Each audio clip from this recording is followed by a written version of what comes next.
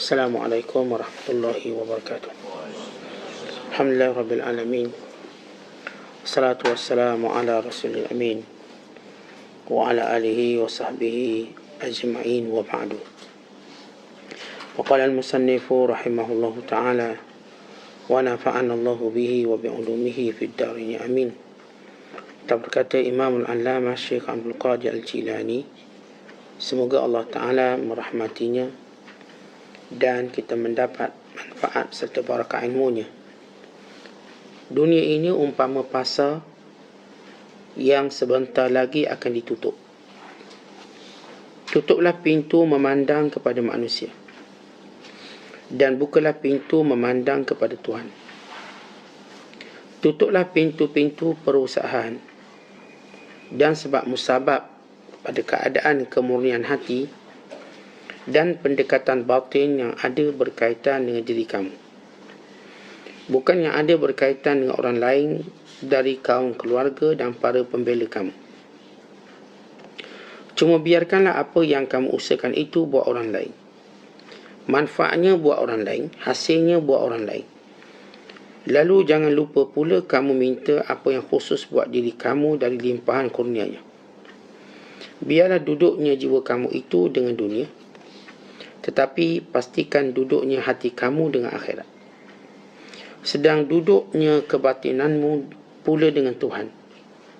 Kelak tentulah engkau akan tahu apa yang engkau inginkan.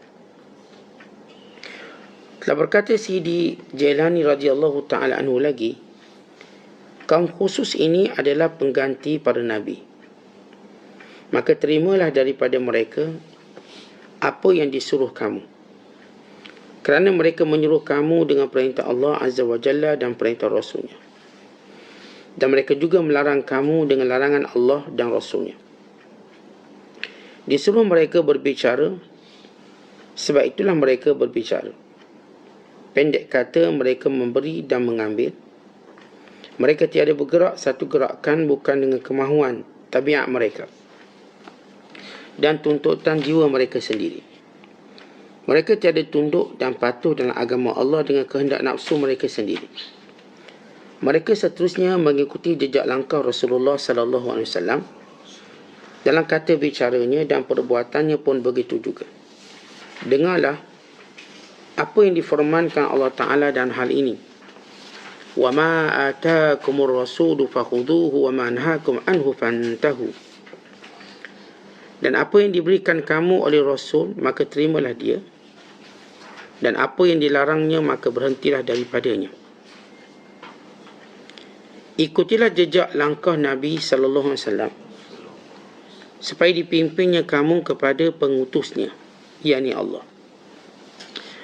Bila mana kamu dekat kepada Rasulullah sallallahu alaihi wasallam, nescaya kamu akan didekatkan kepada Tuhan Azza wa Jalla, sama seperti kaum khusus itu juga. Kemudian Allah akan mengeluarkan gelaran, salinan pakaian, pengetuaan, yakni kekuasaan, dan banyak lagi yang lain buat kamu ke atas manusia. Wahai orang munafik, kamu menyangka bahawa agama ini boleh dipermain-mainkan dan perkara ini sia-sia? Tiada kemuliaan bagi kamu, dan tidak juga bagi syaitan-syaitan kamu, dan bagi teman taulan yang jahat seperti kamu. Ya Allah, ya Tuhanku, ampunilah aku dan mereka sekalian, dan bebaskan mereka dari sesatnya nifak dan rantai yang syirik. Muslimin dan muslimat sedang penonton yang dirahmati Allah sekalian, gambaran dunia ini seperti pasar yang setiap manusia cuba mencari keuntungan, dan setiap manusia cuba mencari hasil yang lebih lumayan. Maka dengan hasil-hasil tersebut, mereka akan menjadi mulia, atau sebaliknya. Maka Syekh menggambarkan dunia ini macam pasar, dan dia akan tertutup. Sampai masanya dia akan tutup. Sesibuk mana pun pasar, dia ada waktu tutup, sebagaimana ada waktu bukanya. Kalau kita melihat bagaimana Nabi SAW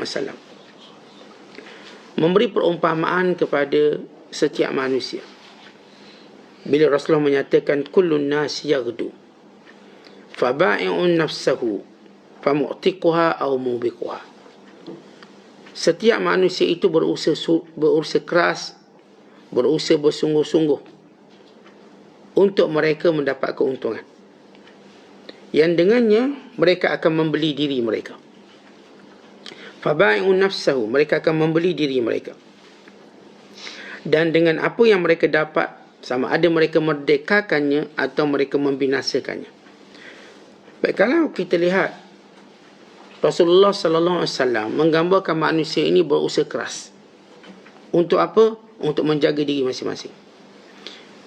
Kita ke pasar, kita ke kedai, kita ke pejabat, kita di mana lapangan kerja, kita nak dapat semua keuntungan itu untuk apa? Untuk diri kita,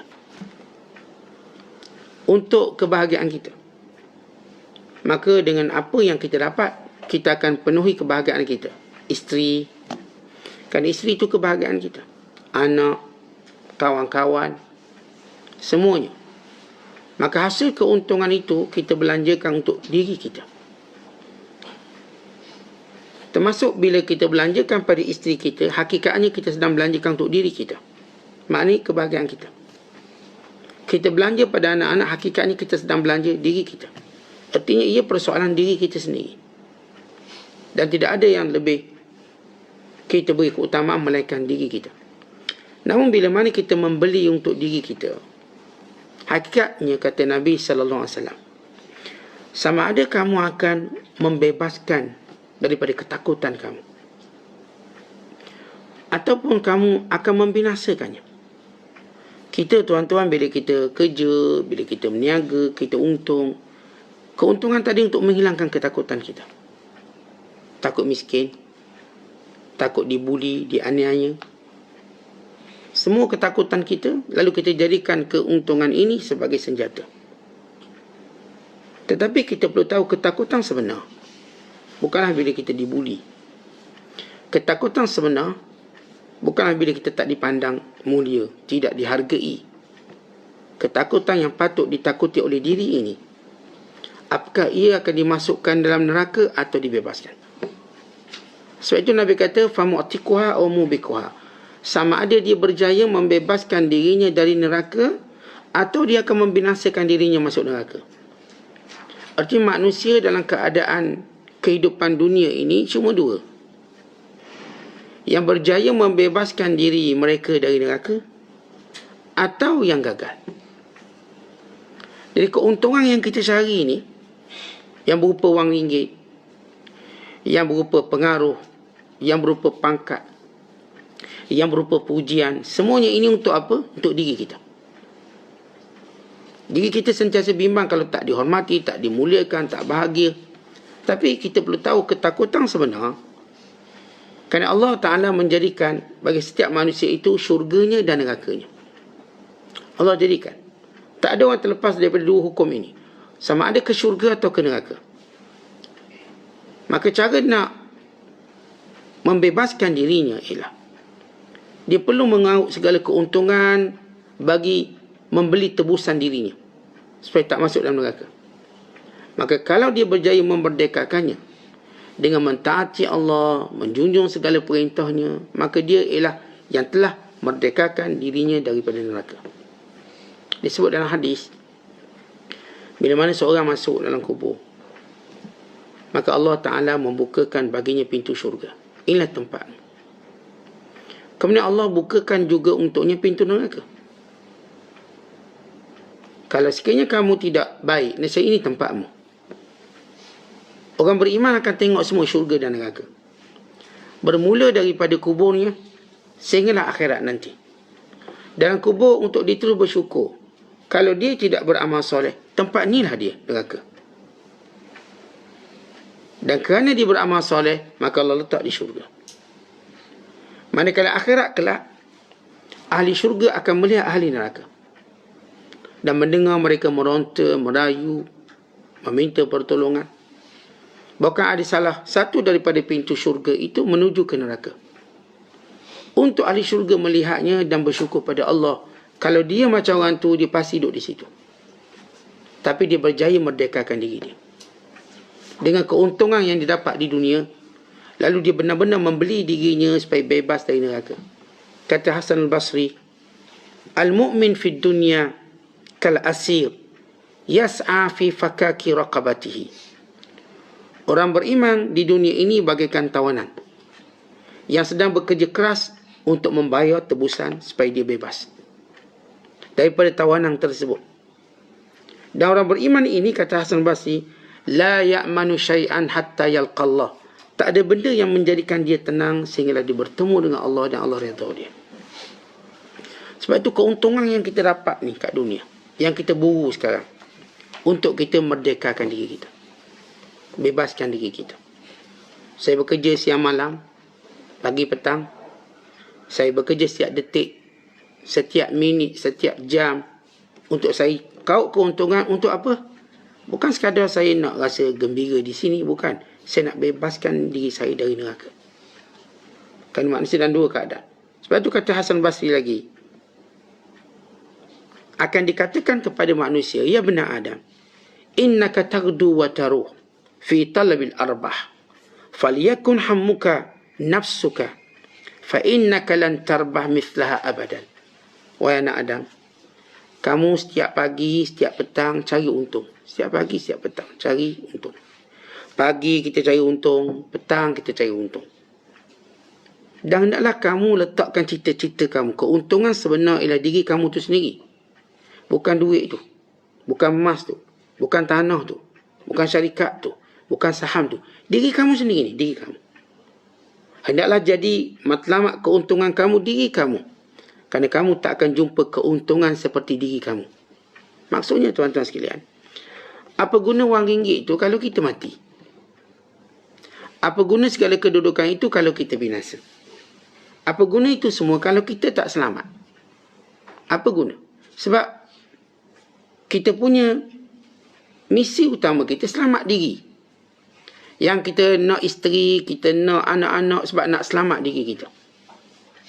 Yang kita duk berkawan ramai-ramai sebab nak selamat diri. Kita belajar mengaji tinggi-tinggi nak selamat diri. Sebab benda yang paling berharga ialah diri kita. Kalau orang tanya kita, duit ke nyawa? Kita kata nyawa. Ambillah duit ni. Saya nak jaga nyawa saya.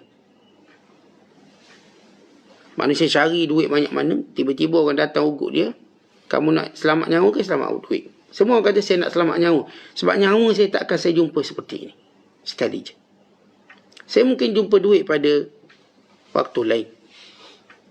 Maka apa pun tuan-tuan dalam hidup ni, kita nak diri kita. Arbah, keuntungan untuk diri kita. Sebab itu nanti akhirat kelak, waktu Allah Ta'ala bawa neraka pada mahsyar, semua orang tunduk dan takut. Semua berkata, nafsi, nafsi, diriku, diriku. Hatta sehinggakan para Nabi sekali. Para Nabi SAW juga berkata, nafsi, nafsi, diriku, diriku. Hari ini masing-masing sibuk dengan diri masing-masing. Allah Ta'ala sebut dalam Quran bagaimana kesibukan tadi. Bila Allah menyatakan, فَإِذَا جَاءَتِ الصَّاخَّةُ يَوْمَ يَفِرُّ الْمَرْءُ مِنْ أَخِيهِ وأمه وأبيه وصاحبته وبنيه لكل امرئ منهم يومئذ شأن يغنيه. Pada hari bila terdengar suara pekikan yang kuat, menandakan kiamat dan menandakan kemurkaan Allah. Hari itu semua orang memutuskan hubungan antara saudara dengan saudara, antara memutuskan hubungan dengan saudaranya, dengan ibu dan bapanya, dengan isteri dan anak-anaknya. Setiap individu punya kesibukan yang tak mampu ditanggungnya. Dan kalau kita sibuk, apakah kita ada masa untuk orang lain? Tak ada. Diri kita. Contoh gini, kita tengah duduk orang kawan sembang, cakap, ibu sakit perut nak berak. Apakah tuan-tuan akan melayan orang cakap? Tak ada. Saya dah sibuk dengan diri saya. Saya nak berak ni. Kita akan cari tanda, kita akan melepas. Satu keadaan. Yang kedua, ke mana kita sakit? Waktu kita sakit, apakah kita fikir lagi isteri dan anak-anak? Tak ada. Kita fikir macam mana saya nak sembuh. Dan kita berharap semua orang fikir untuk kita. Fikirlah untuk saya, hantarlah saya ke hospital. Carilah ubat untuk saya. Tolonglah angkat saya. Tolonglah mandikan saya. Tolonglah. Kita nak semua orang fikir kepada kita. Manakala kita tak akan fikir untuk orang. Saya fikir untuk saya sembuh. Saya minta doktor pun kena fikir untuk saya. Semua jurawat kat hospital kena fikir untuk saya. Saya sungguh sibuk hari ini dengan kesakitan saya. Bagaimana nanti tuan-tuan bila kita masuk kubur, kita paling sibuk. Tak ada orang dalam kubur fikir isteri dia, anak-anak dia. Dia fikir diri dia. Kalaupun dia fikir anak-anaknya, kenapa tak hantar doa pada aku? Untuk dirinya. Sebagaimana kita bagi contoh tadi, kalau orang sakit, dia nak semua orang fikir tentang dirinya. Manakala dia sibuk dengan dirinya. Maka diri kita sebenarnya kita nak untung. Dan untung sebenar, tuan-tuan sekalian, ialah bebas dari neraka dan kemurkaan Allah. Ini yang disebut bahawa kamu tak akan jumpa keuntungan yang lebih bermakna daripada diri sendiri. Sebab itu hari ni kita cari duit, kita ada pangkat, kita nak buat ibadat tujuan dia. Kalau hari ni saya ada gelaran itu untuk saya buat taat pada Allah. Kalau hari ni saya ada duit, kalau hari ni saya ada harta, kalau hari ni saya ada anak pinak, untuk saya mentaati Allah. Sebab tiada keuntungan lebih besar pada diri sendiri. Jiwa kita ini yang perlu kita berusaha menyelamatkannya. Tadi kita sebut akhirat kelak, tak ada orang peduli orang lain. Apatah lagi bila dibacakan hadis kepada kita, bila ada seorang dia kurang satu amalan, maka kata Allah, sila cari amalan tu. Takut-takut ada dengan orang lain, ada orang boleh bagi. Aduh, orang pertama dia cari mak dia. Wahai ibu, saya kurang satu amalan. Yang kalau saya tak cukup ni, saya boleh masuk neraka. Tolonglah beri saya satu je. Kata ibunya, wahai anakku, aku juga takut bagaimana kamu takut. Nanti aku bagi, aku pula masuk neraka. Tidak, aku tak boleh bagi. Maka lelaki ini pun cari ayah dia. Ayah, saya kurang satu amalan. Kalau ayah tak bagi, saya masuk neraka. Kata ayahnya, aku juga bimbang macam kamu bimbang. Kalau aku bagi pada kamu, aku pula masuk neraka. Maka dia mula cari saudaranya. Dia mula cari orang tu. Dia mula cari orang ni. Akhirnya dia tak jumpa satu pun yang boleh memberi dia amalan tadi. Lepas tu tuan-tuan sekalian, kita jangan duk suruh orang beramal. Kita yang beramal. Kita yang mencari pahala kita sendiri. Jangan anak-anak, isteri, harta menghalang kita ingat Allah. Kerana kita merugikan diri kita. Kata Allah, ya ayyuhallazina amanu, la tulhikum amwalukum wala auladukum an dzikrillah. Wa man yaf'al dzalika fa ulaika humul khasirun. Wahai orang-orang yang beriman, janganlah kamu dilalaikan oleh harta benda kamu dan anak pinak kamu dari ingat Allah. Siapa yang melakukan demikian, maka dia menjadi orang yang paling rugi. Kenapa? Dia gagal membebaskan dirinya. Jadi jihad kita ialah bebaskan diri kita daripada neraka Allah, kemurkaan Allah. Maka dunia ini adalah pasar. Akan hampir waktu pasar ini hampir nak ditutup. Yang ni ajar kita dah nak hampir. Kita setiap hari kita lalu, setiap hari ke depan, menandakan umur yang makin pendek. Setiap hari kita sambut hari jadi, kita sedang menyambut ataupun melihat umur kita yang makin pendek. Sebenarnya makin banyak kita sambut hari jadi, makin kita takut. Kerana umur kita makin pendek. Dulu umur setahun, hari jadi 2 tahun. Sekarang hari jadi ke 41, ke 51. Tidakkah kita bimbang waktu kita masih singkat? Makin singkat dan makin singkat. Bukan kalau kita tahu, kita tak boleh nak tiup lilin dah. Tak boleh nak belakik. Sebab waktu kita singkat. Kita tak boleh bermain-main seumpama itu. Seolah-olahnya. Kita takut. Bila tuan-tuan duduk kat pasar, pasar dah nak tutup. Apa tuan-tuan buat? Dah ada pengumuman, dah ada final call. Kita akan tutup lagi 5 minit. Adakah ada orang nak bersembang dalam tu? Atau mereka cuba buat sesuatu untuk mengambil segala keuntungan? Dia dah nak tutup. Bila tutup berarti tamat kita punya usaha untuk untung ataupun mendapat kebaikan. Jadi umur kita ni, tuan-tuan sekalian, ialah pasar yang bakal ditutup. Hari ni ya kita sibuk urusan dunia. Sibuk. Nanti ditutup. Waktu itu akan ditanya apa yang telah kita buat. Apa yang telah kita amalkan. Oleh sebab itu Syekh Abdul Qadir menyebut, dah tahu pasar ini akan tutup, maka yang pertama, tutuplah pintu pandanganmu pada manusia. Bila waktu singkat, manusia melambatkan perjalanan kita menuju Allah. Ingatan kita pada manusia, fikiran kita terhadap manusia, menghuru-harakan ingatan kita pada Allah. Jadi tutup pandangan pada manusia. Kemudian buka pandangan Allah. Tutup pujian manusia, buka pujian Allah. Tutup redha manusia, buka redha Allah. Tutup tenang dengan manusia, buka tenang dengan Allah. Tutup gembira dengan manusia, buka pintu gembira dengan Allah.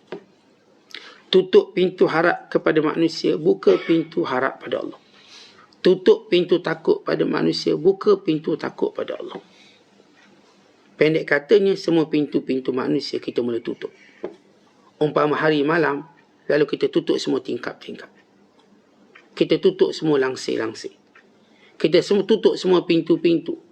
Daripada pintu pagar sampai pintu utama. Kerana waktu ini tidak ada manusia boleh melihat ke dalam rumah lagi. Sudah sampai waktu ni. Saya tutup semua pintu. Tak ada orang boleh tengok. Daripada pagar lagi dah tertutup. Sehinggalah ke pintu besar. Hinggalah pintu-pintu tingkap. Semua saya tutup. Untuk kita mengalih pandangan kita hanya kepada Allah SWT. Baik, itu perkara pertama antara kita dengan manusia. Kemudian antara kita dengan usaha kita pula. Tutuplah pintu-pintu perusahaan dan sebab musabab. Baik, kali ini tuan-tuan sekalian, segala benda-benda yang menyibukkan kita, pekerjaan-pekerjaan kita, dan juga kebergantungan kita pada sebab musabab, maka kita pun nak tutup juga. Kita nak tenang, kita nak redha, kita nak dekat dengan Allah SWT. Kita dah tak nak, oh sebab ni saya dapat ni, sebab tu saya nak tenang. Saya bukan lagi berpegang pada sebab. Sebab itu mula menjadi, waktu kita muda tuan-tuan sekalian, sebab ini cukup kuat. Kita tengok sebab orang ni kita dapat kerja, sebab orang ni kita dapat projek, sebab ni banyak. Nampak sebab ni kita pun jadi popular, glamour. Sampai masanya kita akan melihat sebab-sebab itu tak berfungsi lagi. Tak ada sebab-sebabnya, tak ada dah. Kerana bila kita mula buka pintu pada Allah, maka segala automatik sebab-sebab ini berjatuhan, gugur. Kalau dulu kita rasa sebab dia ada, maka orang pun takutlah nak sentuh saya. Maka tak ada lagi sebab itu. Nabi kita Muhammad sallallahu alaihi wasallam, bila Allah Ta'ala mematikan Abu Talib, mewafatkan Khadijah, bahkan sebelum itu Allah Ta'ala mewafatkan kedua ibu bapa baginda. Untuk memutuskan segala sebab dan bicara sebab. Orang akan berkata ayah dia didik dia, mak dia didik dia. Tidak, Allah putuskan sebab. Bukan ayah dia, bukan mak dia. Dan bukan atuk dia juga. Bila Abdul Muttalib juga mati awal. Maksudnya pada usia Rasulullah SAW 8 tahun, Abdul Muttalib juga wafat. Sehingga Rasulullah dijaga oleh Abu Talib. Sehingga baginda berkahwin pada usia 25 tahun. Dan dalam proses dakwah baginda SAW, maka dimatikan lagi Abu Talib. Sehingga dinamakan tahun itu sebagai Amul Huzni, tahun kedukecitaan. Kenapa Allah Ta'ala nak mengajar Nabi-Nya sallallahu alaihi wasallam dan kita semua? Tak ada sebab dalam kejayaan. Walau benar kita diminta mengambil sebab, tapi bukan bergantung sebab atau mengharap sebab. Kan kita duk fikir dalam kehidupan kita seharian. Kalau bagi perempuan, suami saya lah ustaz, bagi makan, itu, ini. Ni kau tak ada suami macam mana? Berarti kita mudah bergantung pada sebab. Kalau orang kata, habis kalau awak ni kau tak ada suami macam mana? Allah kan ada. Berarti jelas kepada kita. Sebab itu bersifat sementara dan sebab itu bukan pergantungan kita. Dah sementara dia ada, itulah tugas dia. Dah dia tak ada, Allah kan ada. Maka si isteri tidak bimbang kalau suami dia tak ada.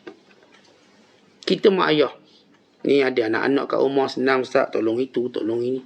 Tapi kalau anak-anak dah besar, masuk asrama, atau anak-anak dah kerja, dah kahwin, tinggal kita dua orang. Macam mana saya ustaz? Fikir. Maka kita bergantung pada sebab.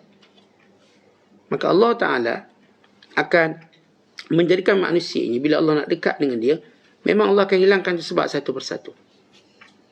Supaya dia terus bergantung pada Allah. Kita ada kaki, boleh jalan. Nanti kalau tak ada kaki macam mana? Maksudnya, kalau kaki dah lemah, long line macam mana? Kaki kita boleh jalan lagi. Bergantung pada kaki sebagai sebab berjalan. Walau Allah boleh jadikan tak ada kaki pun boleh jalan. Tak ada kaki. Kalau kaki tak boleh berjalan pun masih boleh berjalan. Artinya orang bawa jalan sana jalan sini. Boleh. Kita kena belajar. Melihat sebab itu cuma ikhtiar, bukan pergantungan. Dan kita kena belajar melihat sebab itu bersifat sementara, bukan kekal selamanya. Dan kita kena belajar bahawa sebab ini tunduk kepada hukum. Sebab itu bila sebab itu berlawan je dengan hukum, kita tolak. Sebab itu berlawan dengan hukum. Contoh, anak kita duk ulur duit kita 500 bulan, 500 bulan. Salah duit. Saya pun dah tak kerja, dah tua, anak-anak ulur 500. Bolehlah bayar rumah sikit. Tiba-tiba kita dapati wang anak-anak kita tu haram. Wang haram. Lalu kita akan putuskan sebab ni. Mula hari ni kau jangan bagi duit aku. Habis ayah nak bayar rumah macam mana? Tak, duit kamu duit haram. Aku tak terima duit haram. Dan Allah pasti menggantikan aku lebih baik. Tapi bukan lagi sebab ini. Maka dia putuskan sebab. Nak bagi yang halal. Artinya sebab dia tunduk pada hukum. Bukan kita ambil sebab secara mutlak. Kita melihat sebab ini mesti tunduk pada hukum. Bila sebab ini tidak tunduk pada hukum, kita tak akan terima. Diceritakan tuan-tuan sekalian, ada seorang ulama namanya Muhammad bin Mansur rahimahullahu ta'ala. Dia hari itu dia nak jual binatang dia. Binatang tunggangan dia. Kaldai, kuda macam itulah. Sebab dalam kitab disebut dabbah. Himar. Dia nak jual kaldai dia. Maka ada seorang membeli kaldai dia. Tapi bila dia beli kaldai, selang beberapa minggu ataupun beberapa hari, orang ni datang balik jumpa Muhammad bin Mansur rahimahullah. Dia kata, tuan, kaldai tuan ni tak nak makan. Saya bagi makan, dia tak makan. Saya pun bimbang dia akan mati. Apa masalah ni? Lalu kata Muhammad bin Mansur, kamu ni kerja apa? Kamu kerja apa? Lalu kata dia, ana raqasun fin nawadi. Saya ni kerja penari di kelab-kelab malam. Oh, kalau kamu kerja penari, sebab itulah binatang ni tak nak makan. Sebab binatang kami cuma makan makanan halal. Dia tak akan makan makanan haram. Itu kebiasaan dia waktu dia bersama aku. Kamu jual balik pada aku. Tak lihat, bukan kata orangnya. Binatang yang dipelihara pun tak nak makan yang haram. Akhirnya dipulangkan kembali kaldai tadi. Sebab yang beli tu raqasun nawadi, penari gelap malam. Kerja dia. Ya sure. Walaupun kaldai tak pernah pergi gelap malam, mereka ni ialah bila seorang tuan-tuan ada hubungan dengan orang soleh, maka mereka ni seperti ada sensor. Allah bagi dia macam sensor hassas untuk menilai seseorang. Akhirnya dia ambil balik. Dan pernah dia cerita, ini saya kata tentang putus sebab.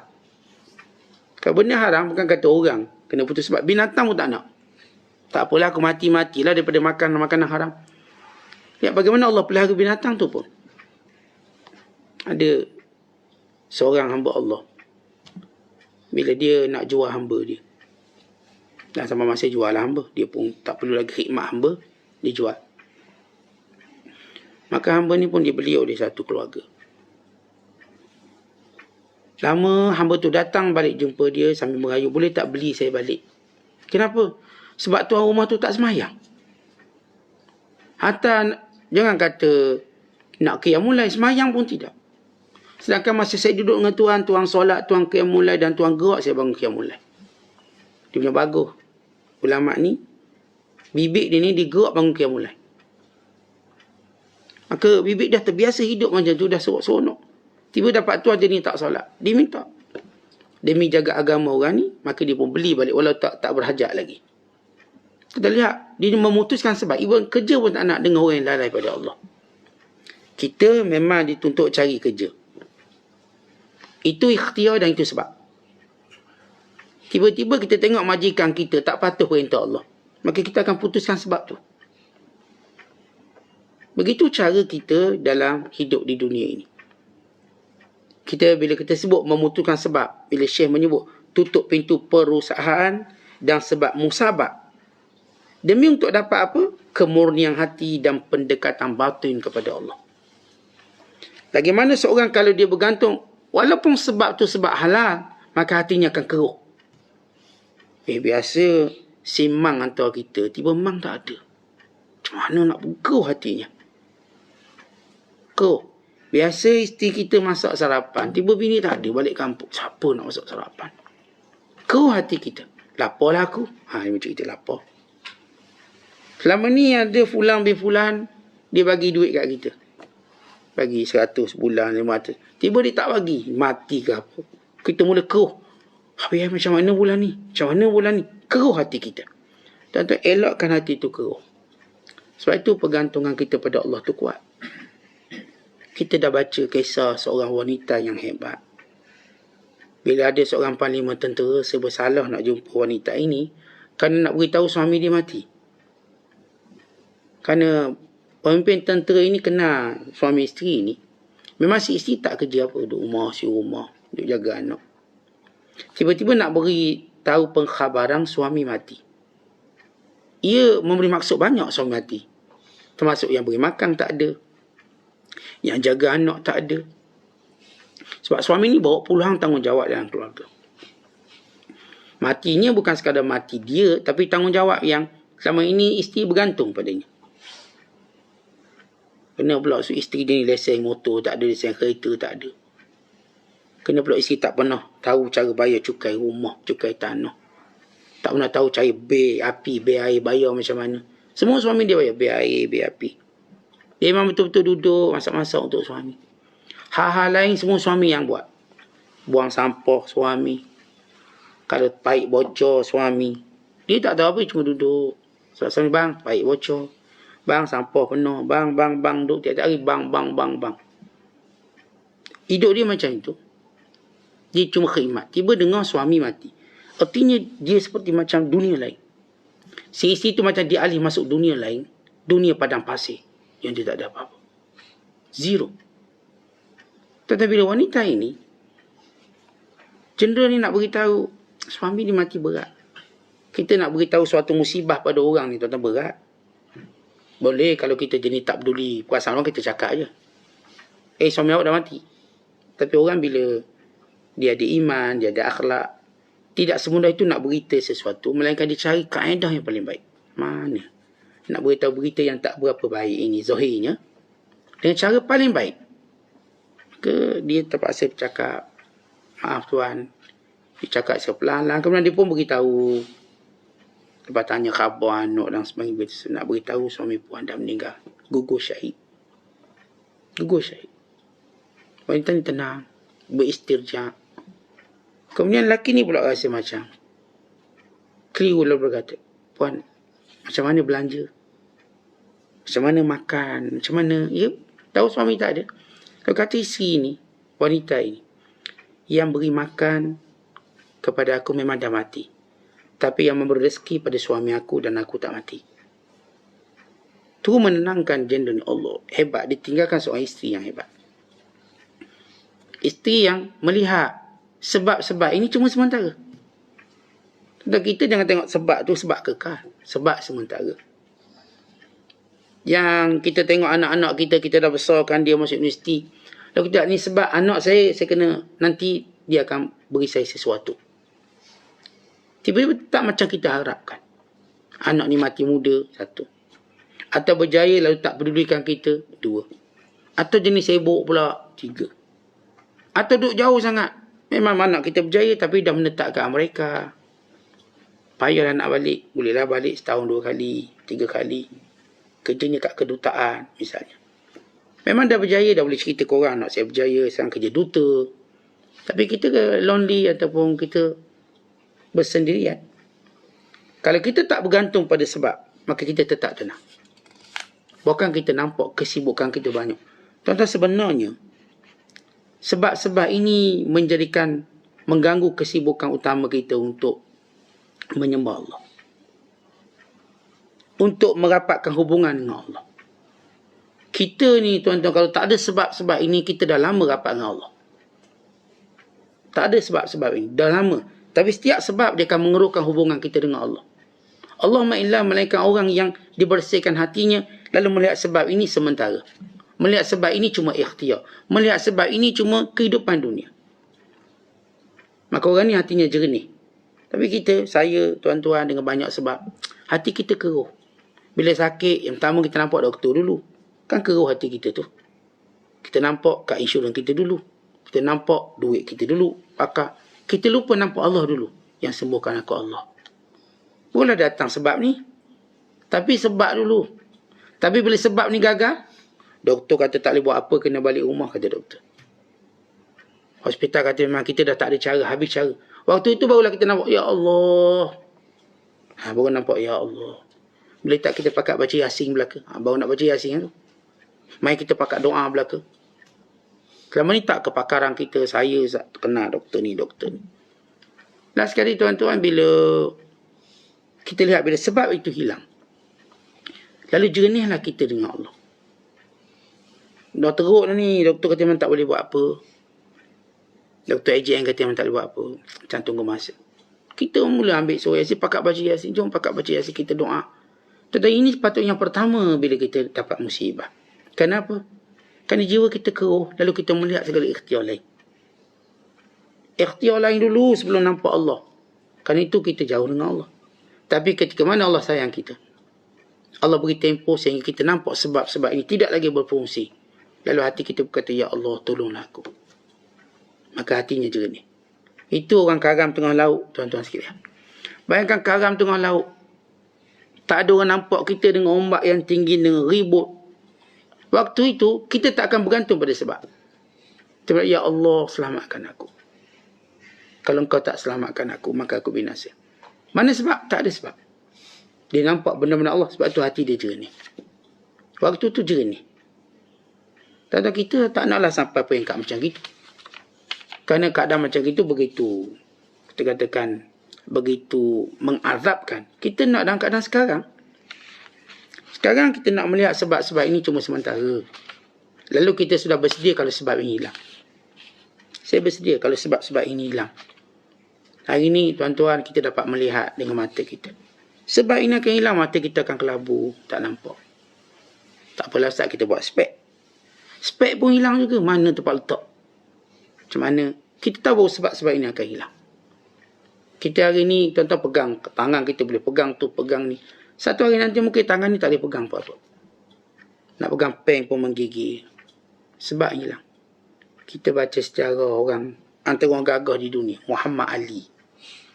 Siapa pun sebut Muhammad Ali kenal lah, era 60-an dulu. Era 60-an, 70-an. Ya, kita bangga satu sebab dia Islam.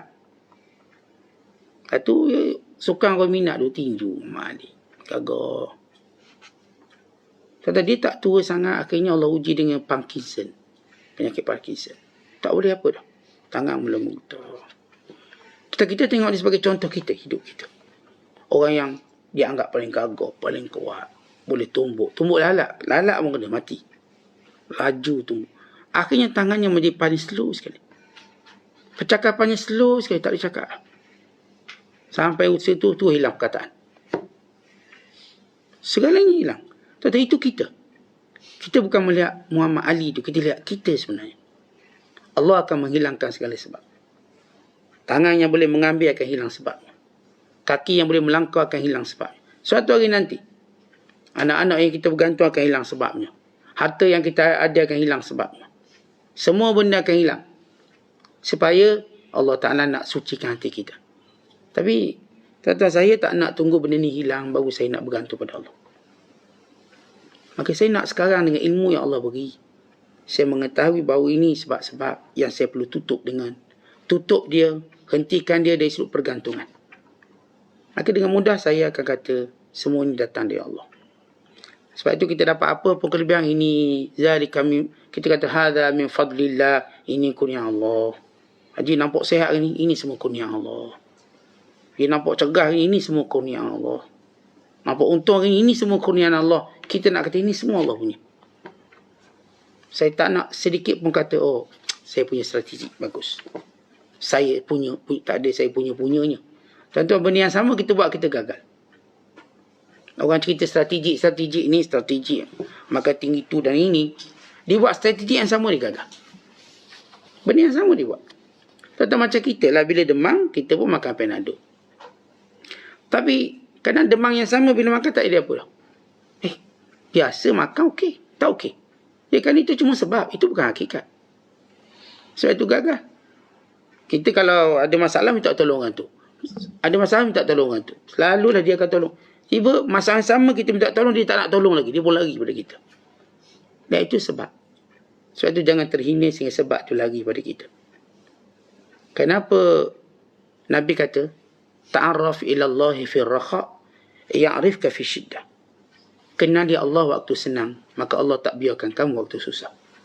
Tapi seorang yang berdamai dengan sebab, tiba-bila dia hilang sebab, dia baru nak berdamai dengan Allah, nak dekat dengan Allah, Allah tak peduli dia. Allah akan hukum dia untuk satu tempoh. Sampai benar-benar dia bertaubat, barulah Allah datangkan pertolongan pada dia. Tadi itu keadaan yang menyeksakan kita. Sebab itu saya nak melihat sesuatu dengan hakikat sebelum melihat sebabnya. Kemudian kata Syekh, itu berkait dengan kita. Bukan yang ada berkaitan dengan orang lain dari kawan keluarga dan para pembela kamu. Artinya tuan, dari sudut kita. Tapi tanggungjawab kita pada keluarga, tanggungjawab kita pada orang bawah, jalan macam biasa. Kita.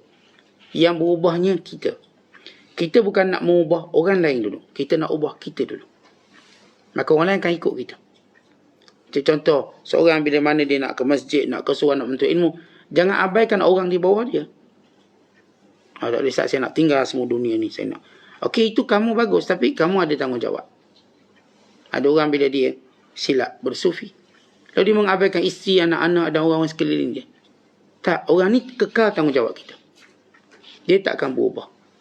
Kalau isteri kita, dia tetap isteri kita yang kita bertanggungjawab sampai dia mati atau kita mati. Kalau dia anak-anak kita, kita tu bertanggungjawab dengan dia. Hidup ataupun mati. Maka ini keadaan kita dengan orang lain. Tapi untuk kita, kita dah berubah. Kemudian, mula semua yang kita usahakan untuk kita beri manfaat pada orang lain. Bukan lagi untuk kita. Kerana untuk kita ialah apa yang menjadi manfaat pada orang lain, itulah untuk kita. Maksudnya tuan-tuan sekalian, dululah zaman-zaman kita cerita jahil atau sebagainya. Kita fikir kita makan, kita kenyang. Kita fikir kita ada duit, kita senang. Kita akan sampai satu peringkat. Kita beri makan pada orang lain, kita senang. Kita kenyang. Kita tak perlu makan. Just beri makan pada orang lain, kita akan kenyang. Kita beri duit pada orang lain, kita akan gembira. Tak perlu kita simpan duit tu. Kita beri orang lain, kita gembira. Demikian Allah akan ubah orang ni. Maka jadilah dia macam disebut oleh Nabi SAW, sebaik-baik kamu yang paling banyak beri manfaat pada manusia. Kali ini cara dia jaga diri dia ialah beri manfaat pada orang lain. Dulu, cara dia jaga diri dia mendatangkan mudarat pada orang lain. Sebab dia selfish sangat. Ananiah sangat. Maka semua orang akan terkesan dengan cara dia. Kalau ada kereta, parking je depan orang. Parking depan rumah orang. Pagar orang. Suka dia lah.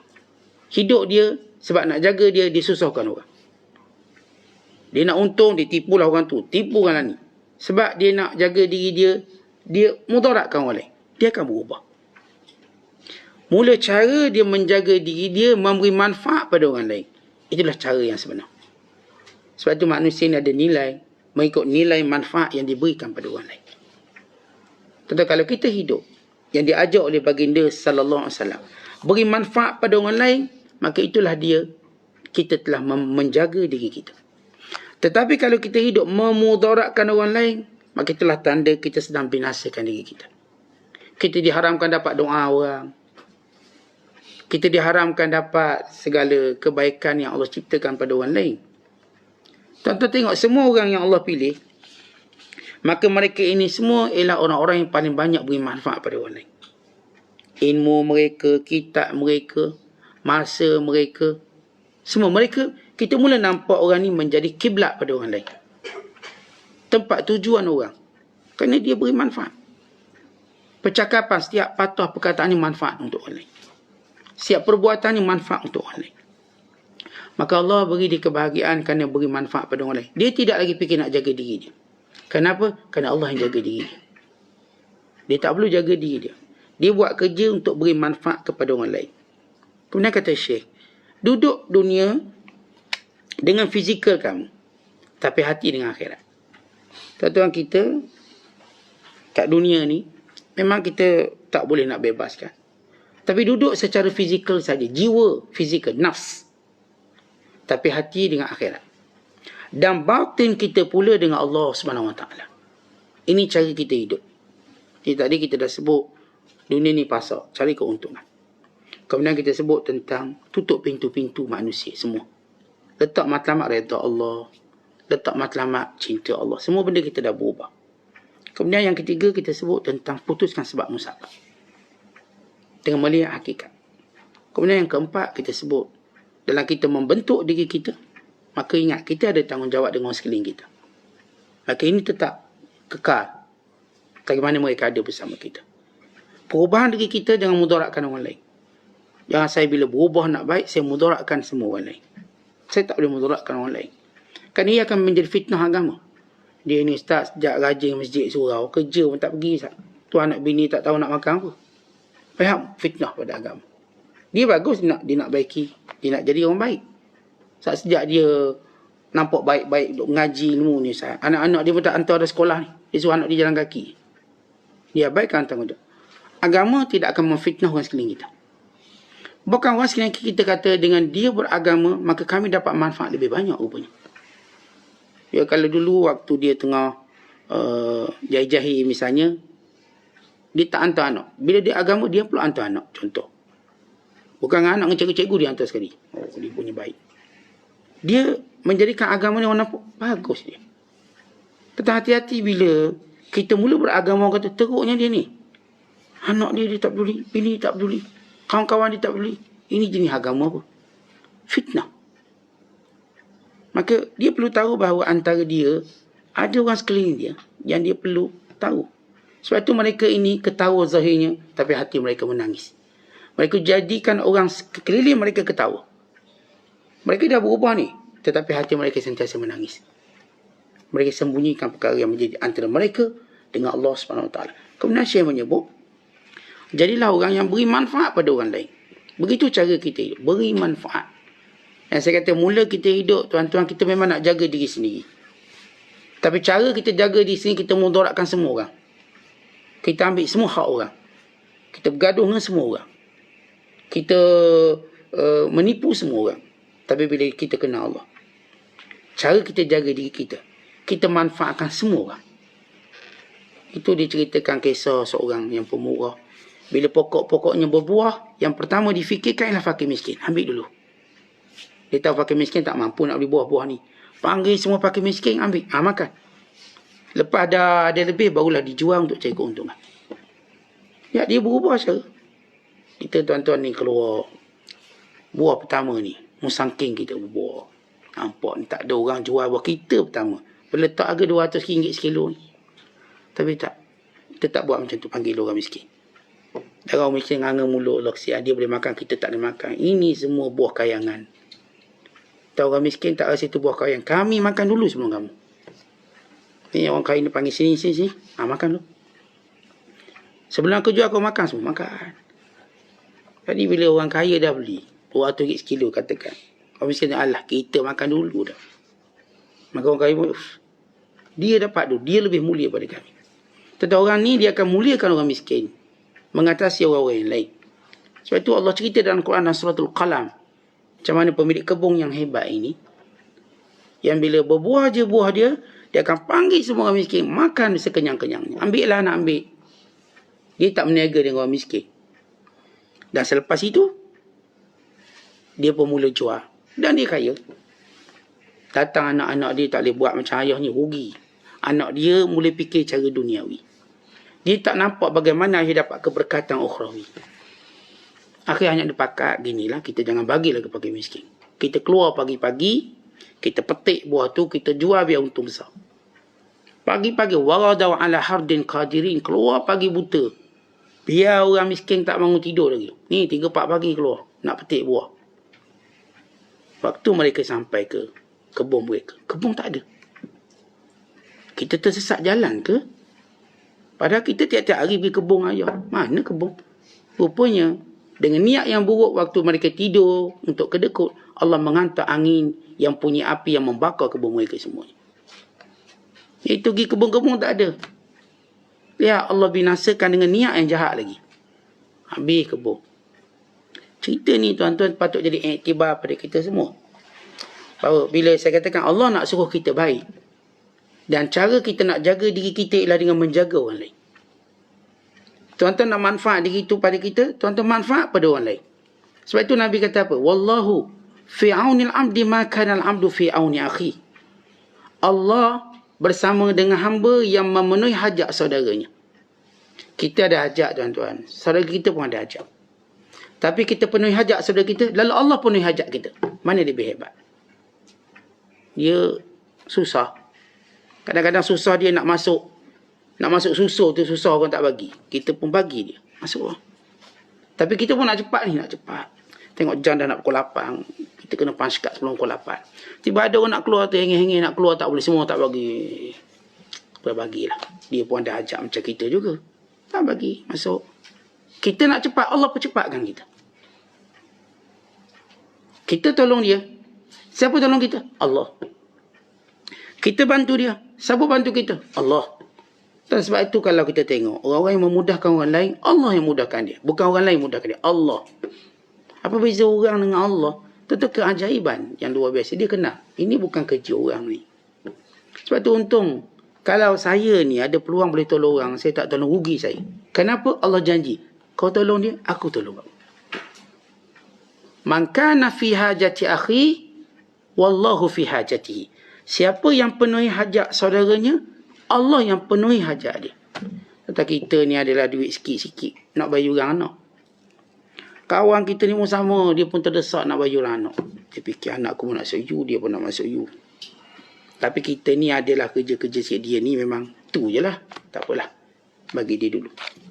InsyaAllah adalah rezeki saya. Kita pun bagilah kawan kita ni. Biarlah daftar anak. Dek kita penuhi hajat dia, Allah pun beri hajat kita. Lagi banyak kita dapat. Tentu orang kalau tahu benda ni, berebut tolong orang. Orang kalau tahu bahawa punca, bila Allah nak kayakan seseorang, Allah jadikan dia menolong ramai orang. Maka itu tanda dia nak kaya. Dan itu tanda dia nak berjaya. Dan itu tanda dia makin dekat dengan Allah. Tapi kalau kita tengok dia makin selfish, dia makin ananiah, keakuan, kita tahu dia akan jatuh satu hari nanti. Kita tengok dia akan jatuh. Maka Allah tutup semua pintu makhluk untuk tolong dia nanti. Nanti semua tak nak tolong dia. Yang dia pernah tolong pun tak akan tolong dia lagi. Sebab dia telah mengutamakan diri dia. Kalau dia tolong bukan hajat dia. Bukan kerana dia menolongnya kerana Allah SWT. Ini cara bagaimana kita membetulkan diri kita. Wallahu a'lam bishawab. Assalamualaikum warahmatullahi wabarakatuh.